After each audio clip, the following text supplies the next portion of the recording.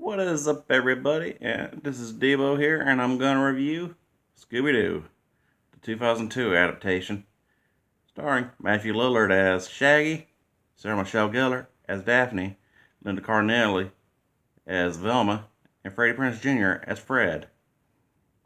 Like I say, one of the more great ones of the whole live-action cartoon adaptations.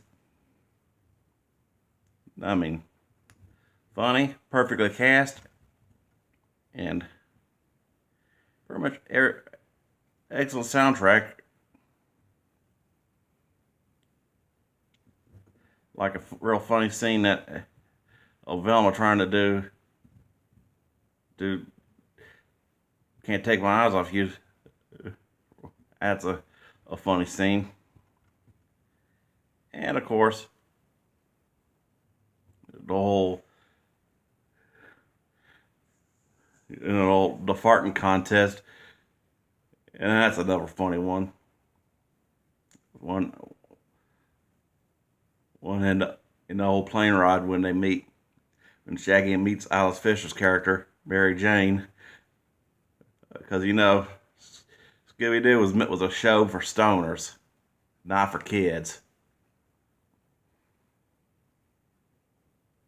And like I say, excellent casting on that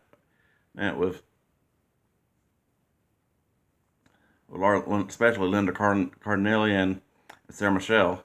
I gotta say, Cardellini, she definitely knocked it out of the park as Velma, and even made me a Velma fan because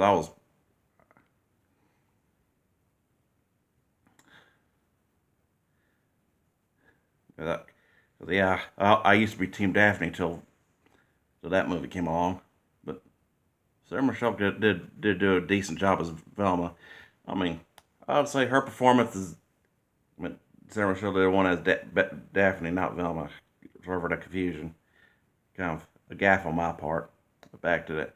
I'd say Sarah Michelle's performance as Daphne was like if it it's like take Buffy if they casted Sarah Michelle as Cordy instead of Buffy, because that's kind of how she portrayed it. Was like her original audition for Buffy, where she was originally supposed to have been Cordelia Chase, and Charisma Carpenter was supposed to have been Buffy, but that's as far as I'm going to say on that mannerisms. And of course, Freddie Prinze Jr. I say was kind of just only cast because of their relationship, which, hey, kudos for them for staying together after all these years, and it is about a record for Hollywood couples.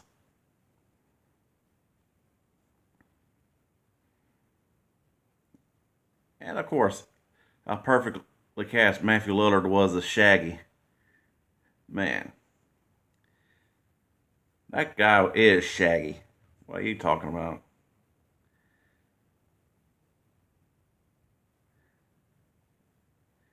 And he'll talk about epic storyline, how it goes like from where the band breaks up after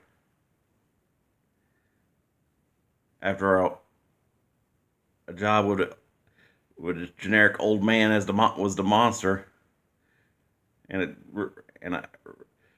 out there just doing it for do that and and of course a cheesy Pam Anderson cameo, and that's like one that broke the band up because especially or, or it was Daphne's case where she got tired of being the damsel in distress. And I'm just saying, she always get like they ought to. Let's say if they ever want to do another live action adaptation of it, they ought to just do like a more updated one where it's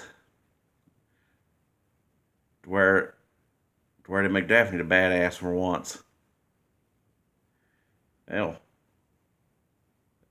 they did have a excellent scene of her character trying out martial arts and all. Because Sarah Michelle's in real life a black belt, and a lot of excellent casting, even by Rowan Atkinson, who pretty much supposedly owned the island that they were supposed to do investigate after, after the band gets back together. And talk about the epic twist of it being Scrappy, and talk about watching that movie. Then I didn't realize how hated Scrappy was, cause damn, I grew up watching Scooby Doo and shit, and I loved the hell out of. I mean, I kind of thought I never had no problem with Scrappy. I mean, I just found just comic relief, not excellent, just another funny character, not the annoying one.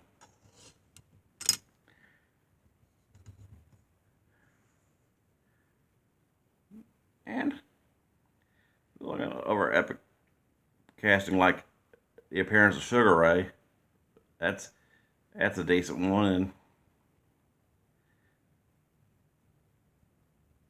and how badass the Mystery Machine looked. Being a, I mean, because yeah, that's one thing they got to do right for an adaptation is get the vehicle right, and that's about as